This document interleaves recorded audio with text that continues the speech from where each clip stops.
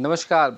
आज ललन पेज पे हम बात करेंगे भारतीय कुश्ती संघ के अध्यक्ष संजय सिंह बबलू से, जो बनारस हिंदू यूनिवर्सिटी से पढ़ाई करने के बाद तमाम संघर्षों को झेलते हुए आज इस मुकाम पे पहुँचे हैं। और यही नहीं, हमारे देश के लिए ये गौरव की बात है कि एशियन काउंसिल मेंबर भी हैं इस समय। ये इनको चुना गया है और 2 साल का समय लगभग होने जा रहा है। दिसंबर में इनको अध्यक्ष बने हुए 2 साल हो जाएंगे। इन 2 साल में क्या कुछ कुश्ती में बदलाव हुआ और देश ने क्या क्या मुकाम हासिल किए, यहाँ के जो हिंदुस्तान के जो पहलवान हैं पूरी दुनिया में किस तरह से परचम लहरा रहे हैं, उनसे हम बात करेंगे। तमाम राजनीति के मुद्दे पे बात करेंगे, बिहार चुनाव पे बात करेंगे। तो आइए हम बात करते हैं संजय सिंह बबलू जी से। संजय सिंह, बताइए कि आप किस तरीके से जब अध्यक्ष बने थे तो उस समय क्या स्थिति थी और आज पहलवानों की क्या स्थिति है?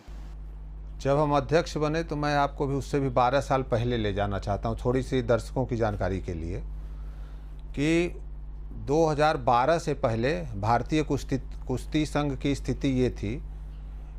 1952 के बाद केटी जाधव के बाद 9 में मेडल आया सुशील पहलवान का मेडल आया, ब्रॉन्ज मेडल।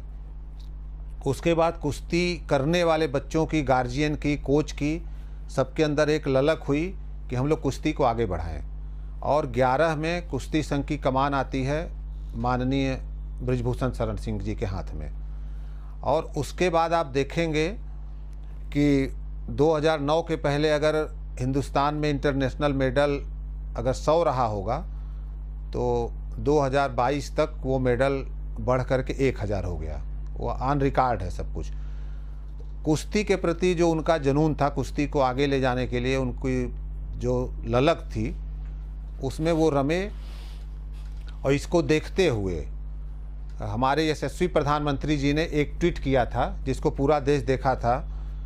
जब ओलंपिक 2020 में 3 मेडल आए थे हिंदुस्तान के कुश्ती में, तब उन्होंने एक ट्वीट किया था कि भारतीय कुश्ती सुरक्षित हाथों में है। इसी को देखते हुए जो टुकड़े टुकड़े गैंग कह लीजिए या देश विरोधी ताकतें कह लीजिए, ये सभी सक्रिय हो गए और इन्होंने एक मुहिम चलाया कि किस तरह से भारतीय कुश्ती संघ पे हम लोग कब्जा कर लें। और 2023 में इन लोगों ने एक षड्यंत्र किया और वह षड्यंत्र एकदम सोची समझी साजिश थी, क्योंकि 24 हमारा ओलंपिक ईयर था।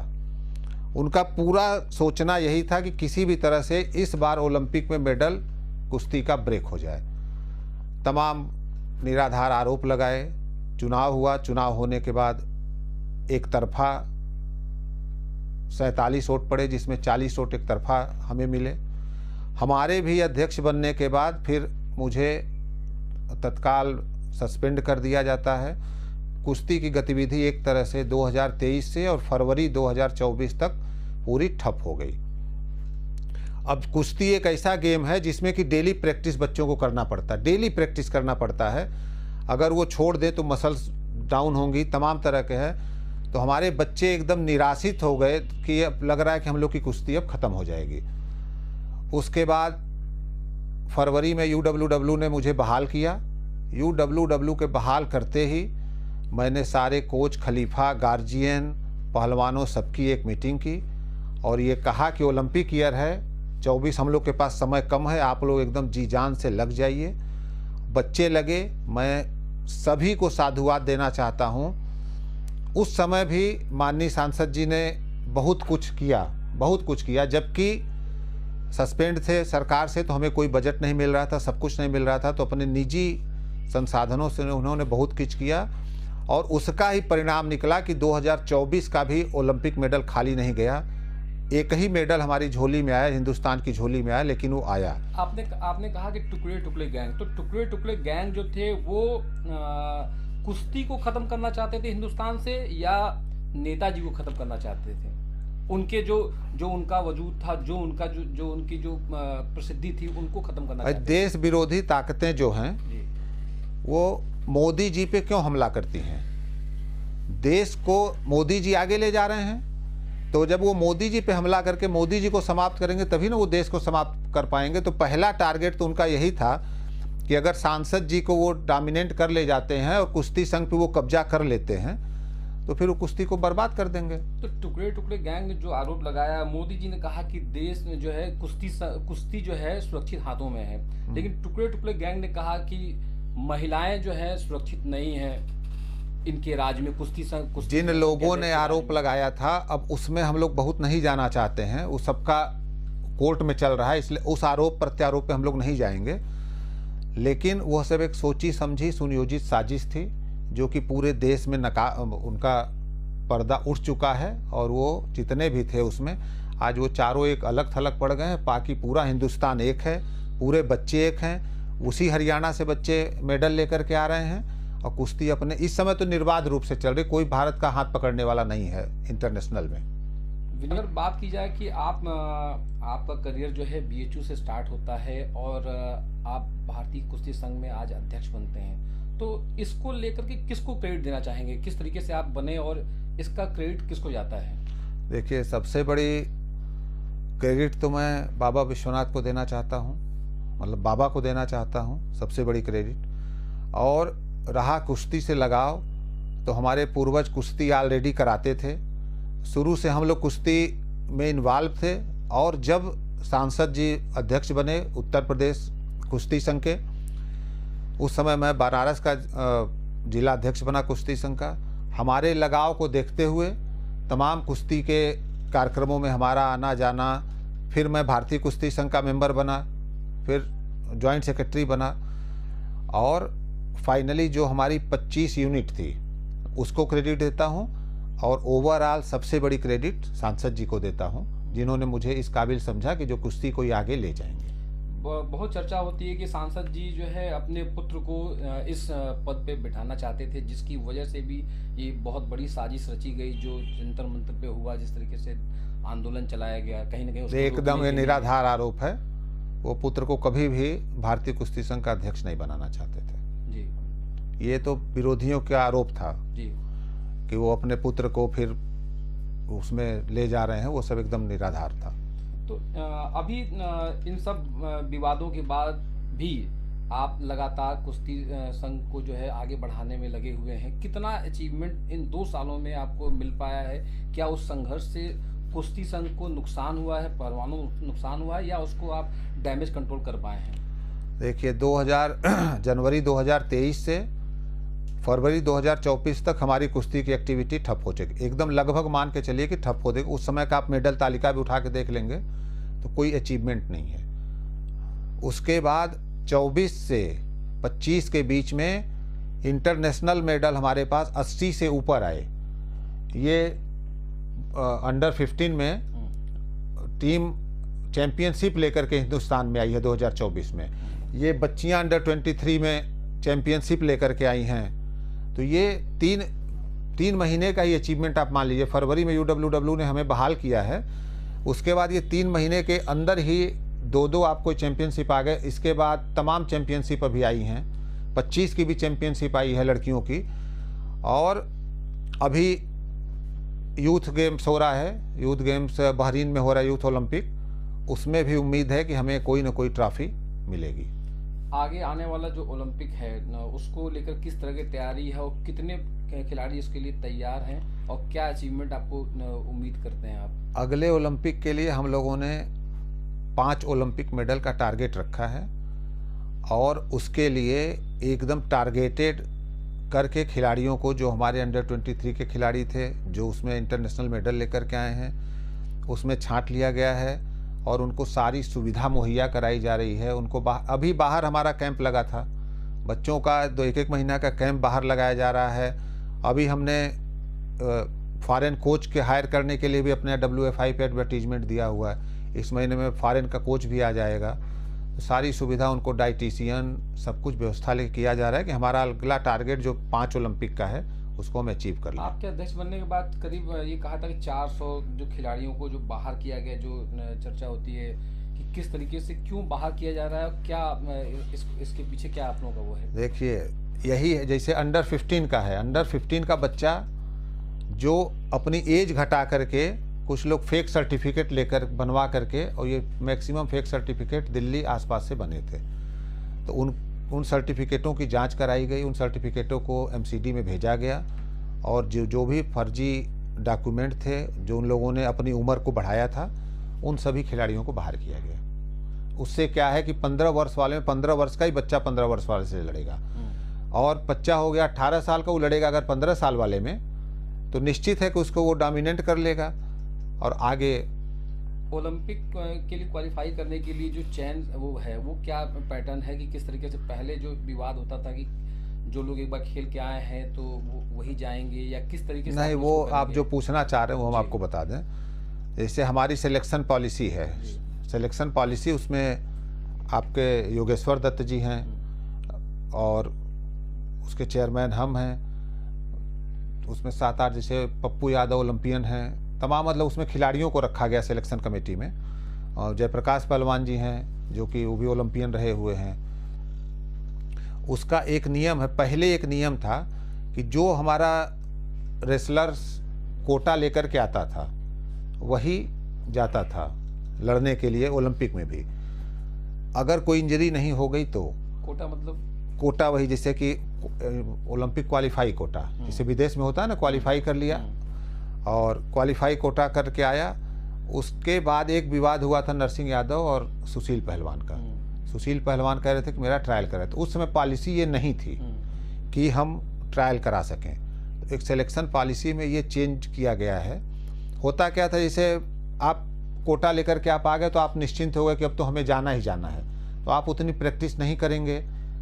अगर नहीं किए और आपको कुछ हुआ, तो इसके लिए अब हम लोगों ने कर दिया है कि जो टॉप 4 के रहेंगे, आप ओलंपिक कोटा जो आता है वो देश का होता है, तो हम लोग मतलब हमने नहीं, पूरी WFI कमेटी, सिलेक्शन कमेटी, केंद्रीय मंत्री जी, सब लोगों द्वारा ये कर दिया गया है कि अब कोटा ले आने के बाद भी जब बच्चा लड़ने जाएगा ओलंपिक में, तब फिर एक ट्रायल होगा, उसमें जो बच्चा जीतेगा वो जाएगा लड़ने के लिए। कोटा वाला नहीं जाएगा, जो उसमें क्वालिफाई होगा वो जाएगा।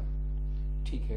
अब इसको लेकर के जो है बात काफ़ी कुश्ती संघ को लेकर होगी। अब राजनीति की अगर बात की जाए तो आप राजनीति में भी आप कदम रखने जा रहे हैं। भारतीय कुश्ती संघ के अध्यक्ष होने के बाद, इतना बड़ा नाम होने के बाद, आपने ये MLC बनने का जो आपने वो किया है कि इस मैदान में कूद पड़े हैं चुनाव में, तो इसके पीछे क्या मंशा है आपकी और कैसे इस फील्ड में आने का आपने सोचा?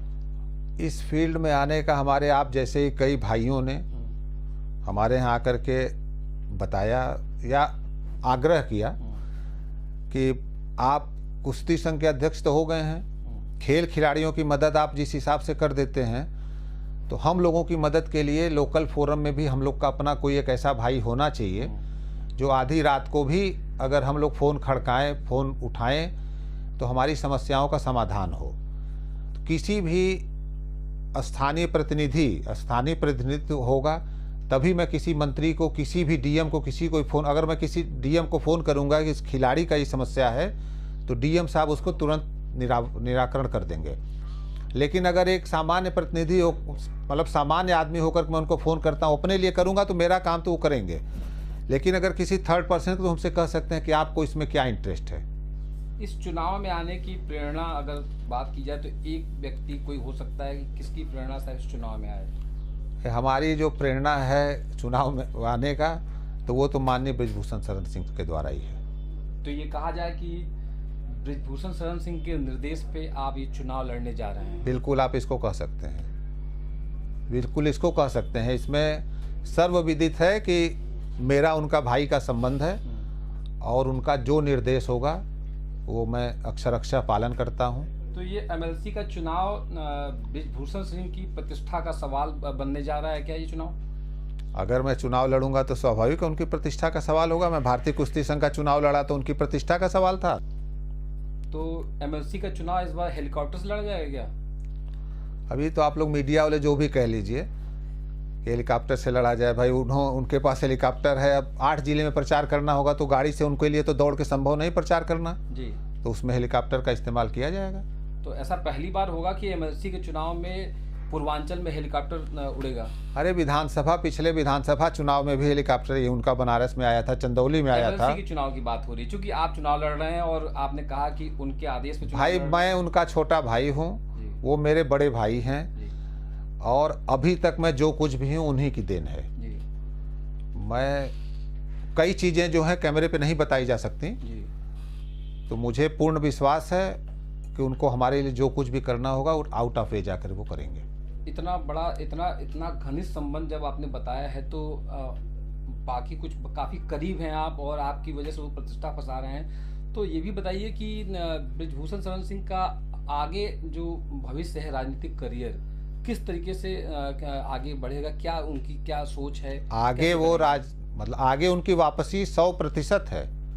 कैसे वापसी करेंगे? अब जैसे करेंगे वो सामने आपके आ जाएगा। उसमें करीब हैं तो आज वापसी 100% करेंगे। अब ये मैं अभी विधायक बन चुके, सांसद बन चुके और सारी चीजें, उसके बाद अपने बेटे को उन्होंने सांसद बना दिया, लेकिन वो वापसी फिर अभी राजनीति में वो करेंगे। 100% उनकी वापसी राजनीति में होनी है। क्यों होनी है, कैसे होनी है, इस पत्ते को अभी हम लोग नहीं खोल सकते। आपने, हम लोग की बातचीत हो रही थी कि सुरक्षा को लेकर के भी, और एक बहुत बड़ा उनका जो नेटवर्क है, किस तरीके से, क्या नेटवर्क है, कैसे काम करते हैं? देखिए वो पूर्ण हालांकि रूप उनका से तो दबदबा जो है पूरे सोशल मीडिया पे दिन रात जो है चल रहा है, कि उनका दबदबा दिखाया जाता है, और 3 हेलीकॉप्टर दिखाए जाते हैं तमाम रोज जो है, कभी घुड़सवारी तो कभी गाड़ियों का काफिला। देखिए उनके बारे में मैं ये कि इंसान बहुत पैदा होते हैं, लेकिन मर्द कभी कभी पैदा होते हैं।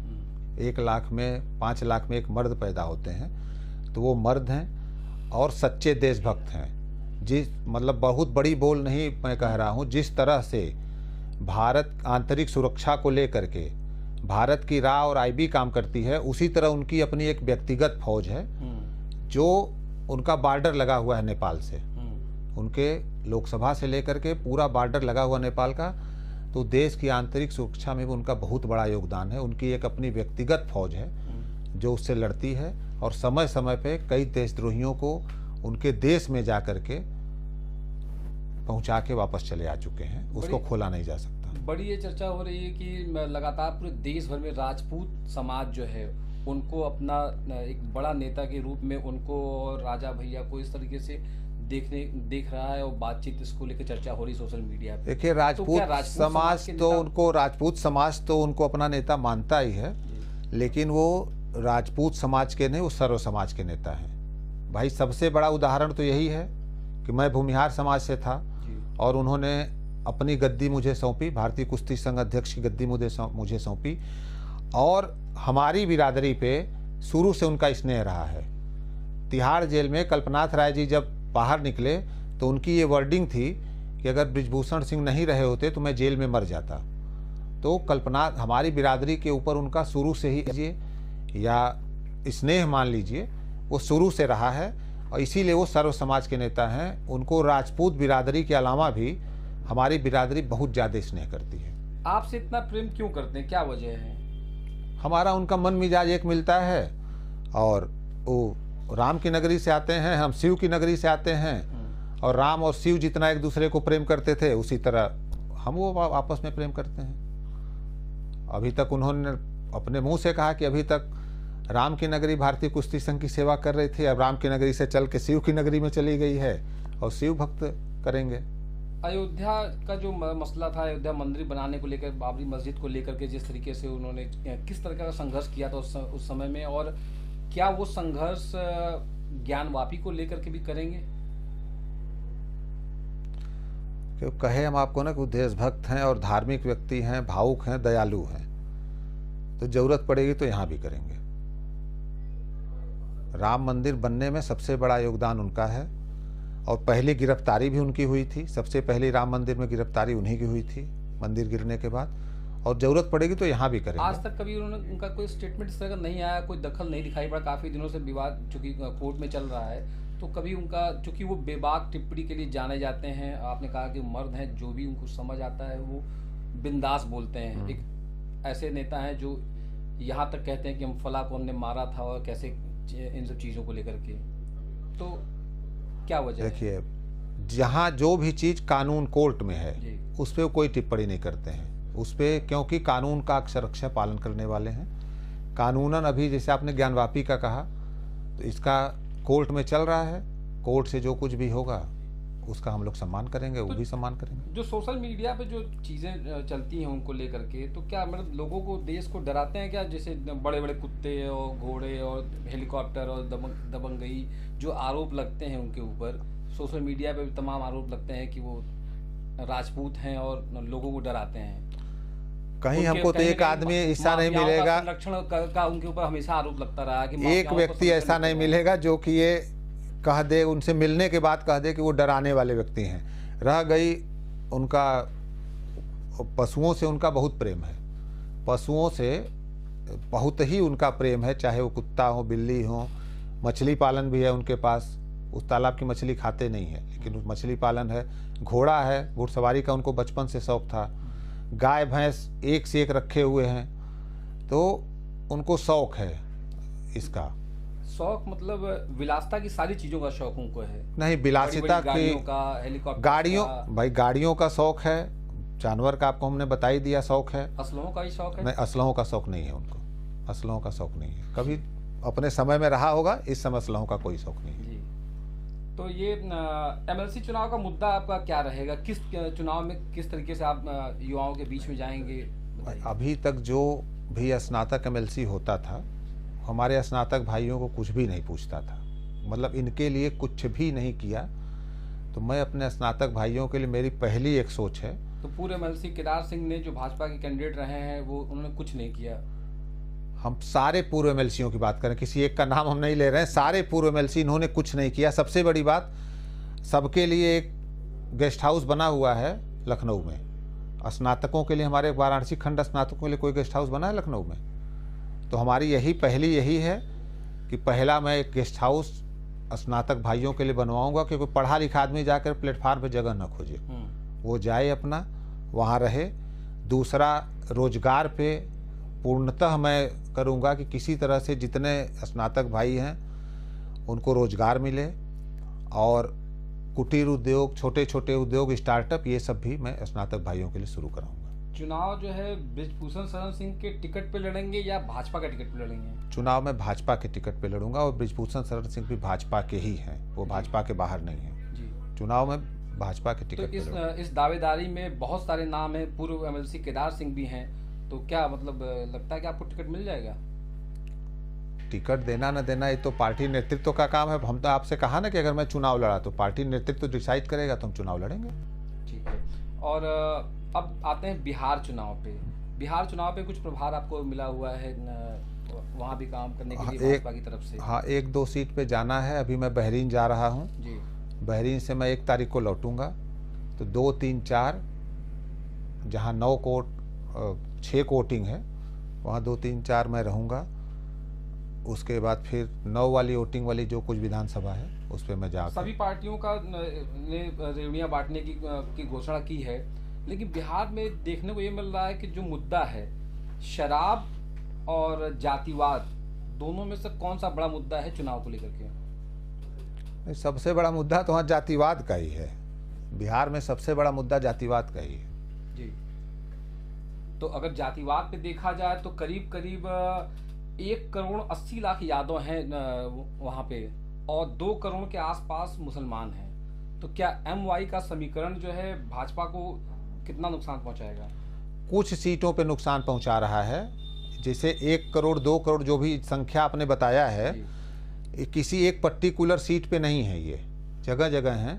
अब बाकी वहाँ एनडीए की पूर्ण रूप से सरकार बन रही है, पूर्ण रूप से सरकार बन रही है एनडीए की। प्रशांत किशोर मदद कर रहे हैं एनडीए को? प्रशांत किशोर अपनी मदद करेंगे, प्रशांत किशोर एनडीए को क्यों मदद करेंगे? प्रशांत किशोर तो अपने लिए लड़ रहे हैं, उनका जन स्वराज पार्टी उनकी अपनी लड़ रही है। जन स्वराज पार्टी को बी टीम का आरोप लग रहा है लगातार, और जिस ये सब राजनीति में लगता रहता है, बी टीम सी टीम तो लगता रहेगा, ये सब कोई वो नहीं है। शराब को बहाल करेंगे आप लोग जगह चुनाव में? अगर ये वहाँ के मुख्यमंत्री डिसाइड करेंगे, जो मुख्यमंत्री बनेगा बिहार का। उतनी ऊंची पहुंच हमारी नहीं है कि हम आपको बता सकें कि वहाँ शराब बंद होगा या क्या आगे पॉलिसी बनेगी। शराब मुद्दा है कि नहीं वहाँ पे? हमारे हिसाब से शराब मुद्दा नहीं है, क्योंकि ब्लैक मार्केटिंग इतने बड़े स्तर पे शराब को लेकर हो रही है, और प्रशांत किशोर ने कहीं न कहीं उसको प्रशासन और केंद्रीय नेतृत्व और जो भी वहाँ सरकार बनेगी वो समझेगा। हमारी पकड़ अभी उतनी तक नहीं है कि मैं वहाँ की पॉलिसी है उस सब के मैटर पे मैं बता सकूँ आपको कुछ। तो ये थे संजय सिंह बबलू जी, भारतीय कुश्ती संघ के अध्यक्ष। ललन पेश के लिए आज बस इतना ही, फिर आगे हम आपसे मिलेंगे किसी बड़ी शख्सियत के साथ।